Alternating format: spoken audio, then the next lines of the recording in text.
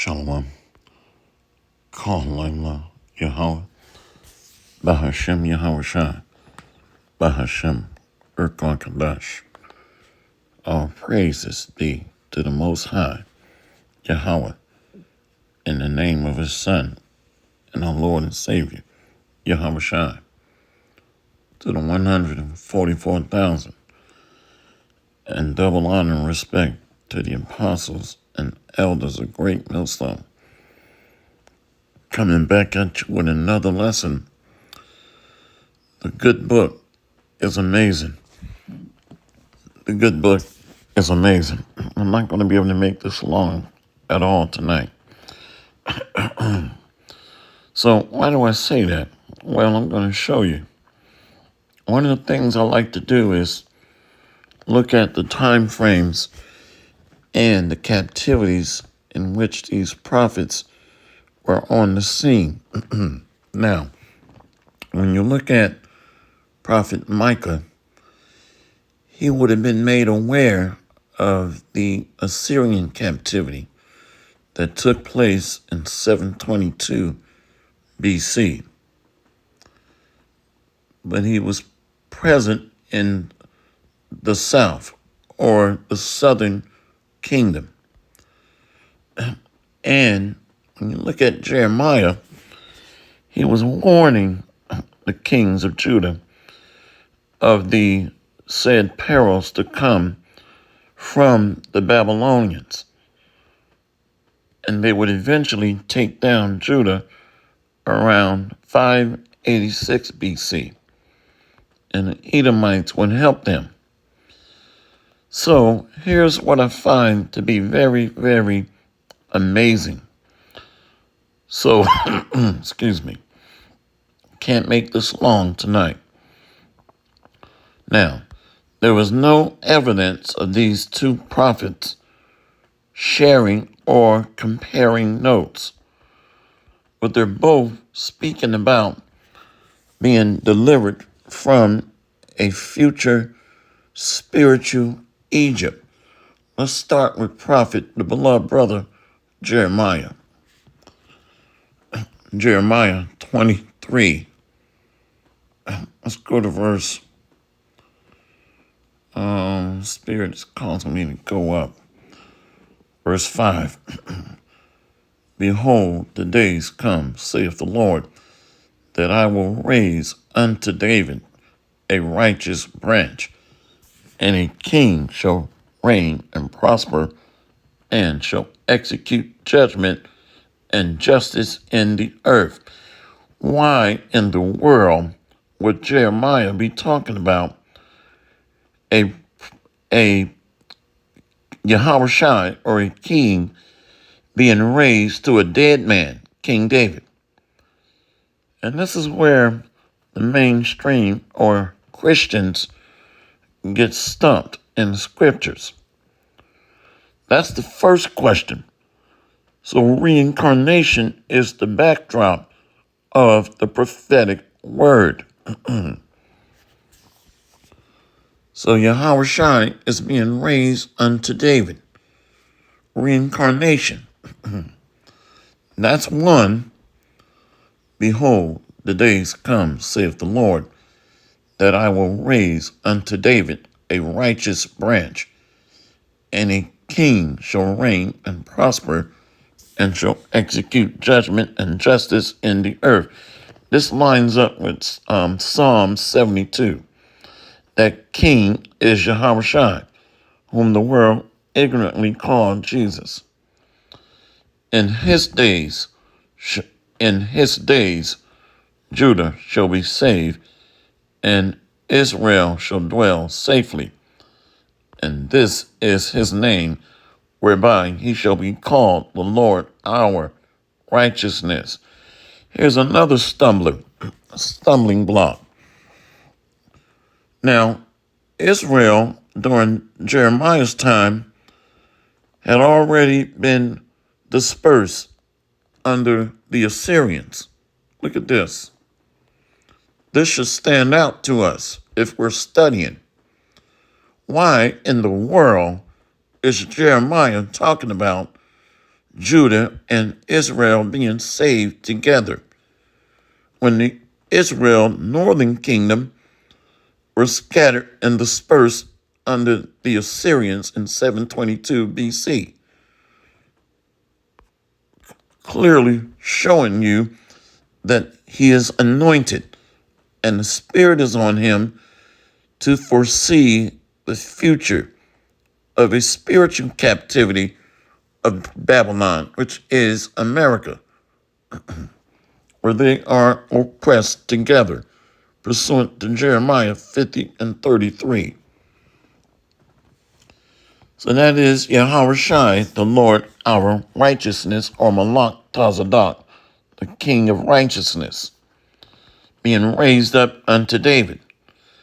Therefore, behold, the days come, saith the Lord, that they shall no more say, the Lord liveth, which brought up the children of Israel out of the land of Egypt.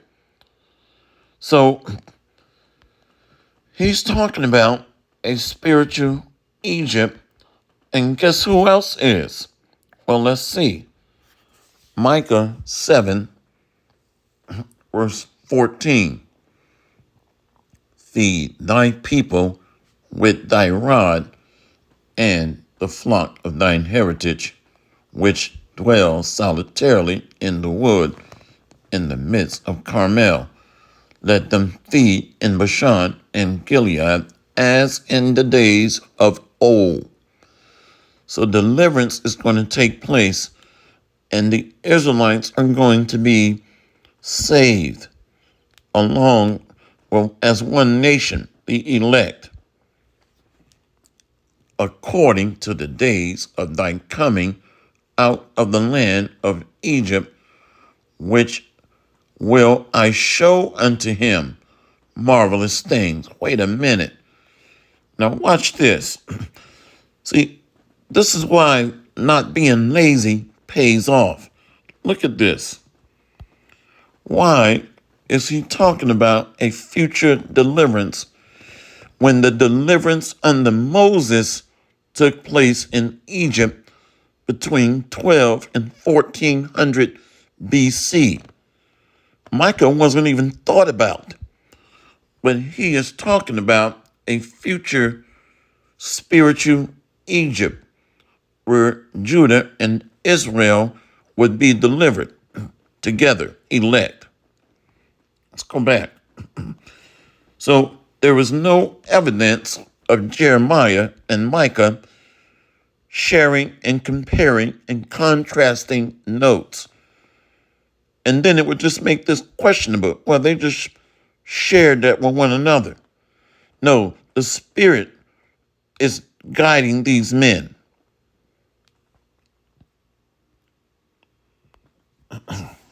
Micah 7 and 15. According to the days of thy coming out of the land of Egypt, will I show unto him marvelous things. So this deliverance coming out of America is going to be the greatest show on earth, followed by the other lands where we have been dispersed. The nations shall see and be confounded at their might.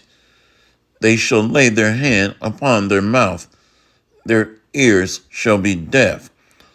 Astonishment. They shall lick the dust like a serpent. They shall move out of their holes like worms of the earth. They shall be afraid of the Lord our God and shall fear because of thee. So the Lord's name is going to be made known throughout the earth. And great fear is going to consume these nations. Who is a God like unto thee, that pardoneth iniquity, and passeth by the transgression of the remnant of his heritage? He retaineth not his anger forever, because he delighteth in mercy. So this is Yahweh Shai, that pardoneth iniquity, that was delegated to him from the Most High. How do we know that? Well, when we go to ancient Egypt, Exodus, I think it's 23 and right here. See, Exodus 23 and 20. Behold, I send an angel before thee to keep thee in the way and to bring thee unto the place which I have prepared. Beware of him and obey his voice. Provoke him not, for he will not pardon your transgressions, for my name is in him. So the Spirit of the Most High is in Yahushua. So that is the deliverance taking place where Yahushua is leading that deliverance. Who is a God like unto thee that pardoneth iniquity and passeth by the transgression of the remnant of his heritage? He retaineth not his anger forever, because he delighteth in mercy. So we know the mercy seat rests with Yahushua. He will turn again. He will have compassion upon us. He will subdue our iniquities, and thou wilt cast all their sins into the depths of the sea. That's beautiful, because America is going to be judged and not shown any compassion, but condemnation. And like a millstone is cast into the sea is coming to my mind. Let's go there. That's the place or the scene of major deliverance.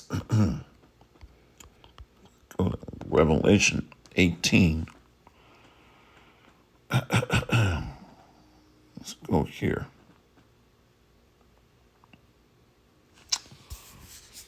Yeah, right here. Revelation. Oh, Micah is back. Let me show something. I just got excited. Let's read this first. Micah, Revelation, Salakia, Revelation 18 and 20. Rejoice over her, thou heaven, and ye holy apostles and prophets, for God hath avenged you on her. Micah is back, and it's going to be delivered. See, let's go here real quick. We'll come back to this. Micah 7. Where is it at? Right here. Right here. Micah 7, verse 7. Therefore, I will look unto the Lord. I will wait for the God of my salvation. My God will hear me. He's crying out in the daughter of Babylon. Rejoice not against me, O mine enemy, when I fall. I shall arise. When I sit in darkness, the Lord shall be a light unto me, the land of the shadow of gross darkness and death. The valley of the shadow of death is the daughter of Babylon, America. King David spoke about that in Psalms 23. Yea, though I walk through the valley of the shadow of death. See? So did Job. Job is back. He spoke about this place. This is beautiful. I will bear the indignation of the Lord, because I have sinned against him, until he plead my cause and execute judgment for me. He will bring me forth to the light, and I shall behold his righteousness. That's Yahushua coming back. The day star, the Lucifer, or light bearer, bearer of the light. So I just wanted to show that. Let's go back to Revelation. Revelation 18. See, verse 20. Rejoice over her, thou heaven, and ye holy apostles and prophets, for God have avenged you on her. So Micah is included in that batch, that number. Who he is, we don't know. Verse 21, and a mighty angel took up a stone like a great millstone and cast it into the sea, saying, thus with violence shall that great city Babylon be thrown down, and shall be found no more at all. Whenever I read about the voice of harpers and musicians and pipers and trumpeters, that's the Israelites that made the daughter of Babylon great. I mean, just look at the big games, football and basketball, Super Bowl, NBA, singing the Star Spangled Banner. And not only that, but it's about a $500 billion a year industry on the musicians of the Israelites, rap artists, jazz artists, you name it, R&B, hip hop. So every time I read that, I think about the talent of the Israelites being the salt of the earth. Anyway, verse 24, let's go read that one. Revelation 18 and 24. And in her was found the blood of prophets and of saints and of all that were slain upon the earth, the Lord's people, the Israelites. So I just wanted to show that. So we got Micah talking about a future deliverance out of Egypt, America, and Jeremiah. Let's go back here. Well, we're going to read this first. Let's go back to this depths of the sea. Micah 7 and 19. He will turn again. He will have compassion upon us. He will subdue our iniquities, and thou wilt cast all their sins into the depths of the sea. Thou wilt perform the truth to Jacob and the mercy to Abraham, which thou hast sworn unto our fathers from the days of old. So the Lord is going to deliver on his promises by delivering his people out of spiritual Egypt, which is bondage.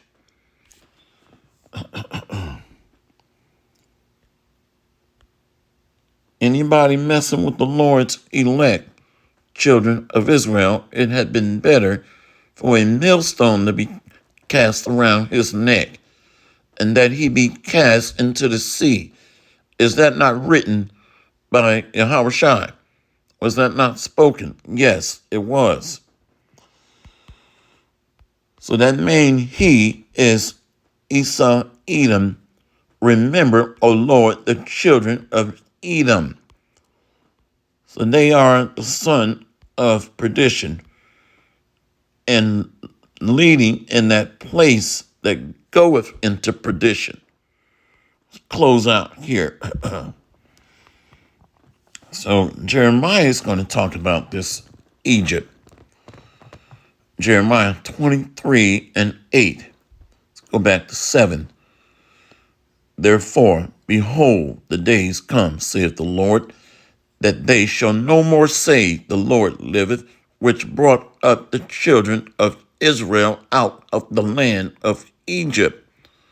But the Lord liveth, which brought up and which led the seed of the house of Israel out of the north country, North America, and from all countries whither I had driven them, and they shall dwell in their own land. See, they're both speaking the same thing. Is the point.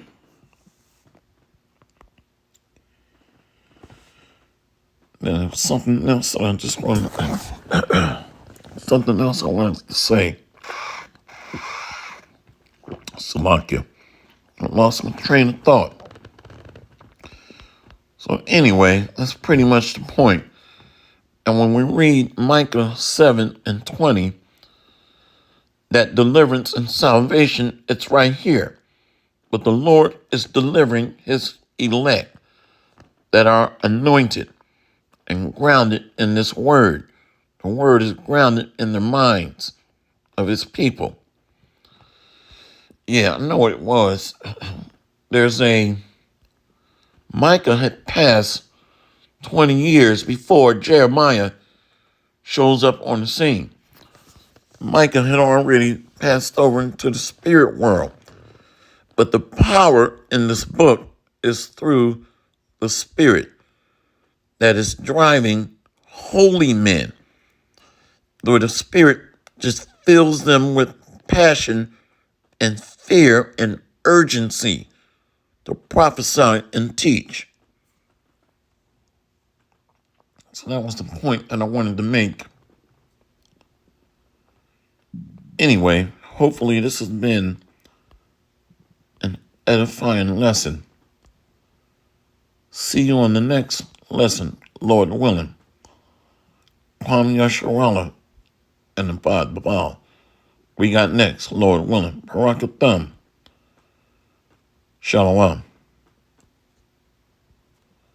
I know what it was. When talking about Micah being in Babylon. Let's see here. Yeah, he talks about Babylon. But watch this. Micah was prophesying not about ancient Babylon that took over in 586 BC. And he's talking about a future Babylon. Micah 4:10.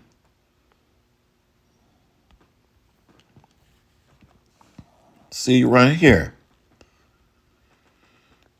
Micah 4:10. Be in pain and labor to bring forth, O daughter of Zion, like a woman in travail. For now shalt thou go forth out of the city, and thou shalt dwell in the field, and thou shalt go even to Babylon. There shalt thou be delivered. There the Lord shall redeem thee from the hand of thine enemies. The Israelites were not delivered out of ancient Babylon. The southern kingdom went into captivity. So this is talking about America here, which is the daughter of Babylon, or the land of the north. This is absolutely amazing. Absolutely amazing.